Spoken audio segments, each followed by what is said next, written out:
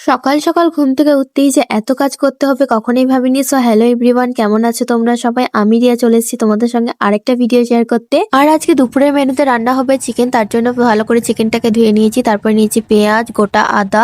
তো আদাটাকে ফার্স্টেই আমি এখানে বেটে নেবো, তার জন্য শিলটা অনেকটা নোংরা ছিল, সেটাকে ভালো করে পরিষ্কার করে আদাটা বেটে নিলাম। তারপর ধুয়ে রাখা মাংসটার মধ্যে সমস্ত কিছু মশলা মিশিয়ে দিলাম, নুন, জিরে, ধনে, লঙ্কা, হলুদ, আদা রসুনের পেস্টটা। তারপর সেটাকে ভালো করে আমি হাত দিয়ে মাখিয়ে নিলাম। তারপর দেয়াল থেকে দুটো ঘুটে নিয়ে উনুনটাকে জ্বালিয়ে নিলাম। তারপর কড়াইয়ের মধ্যে অল্প পরিমাণে তেল, তারপর পেঁয়াজটাকে দেওয়ার পর হালকা করে নেড়ে নিলাম। একটু লাল লাল করার পরে দিয়ে দিলাম টমেটো কুচি। তারপর তেলের মধ্যে টমেটো আর পেঁয়াজটাকে যে দিয়েছিলাম সেটাকে ভালো করে নাড়াচাড়া করতে লাগলাম। একটু লাল লাল হয়ে যাওয়ার পরই দিয়ে দিলাম মাংসটাকে। তারপর মাংসটাকে ভালোভাবে কড়াইয়ের মধ্যে নাড়াচাড়া করতে লাগলাম। নাড়াচাড়া করার পর আমাদের শেষমেশ হয়ে এলো মাংস। তারপর নামানোর আগে দিয়ে দিলাম একটু ভাজা মশলা। ভাজা মশলাটা দেওয়ার কারণ হচ্ছে টেস্টটা অনেকটাই সুন্দর লাগে। তারপরে দেখো আমাদের মাংসটা কেমন হয়েছে, অবশ্যই তোমরা কমেন্ট করে জানাবে। আজকের মতো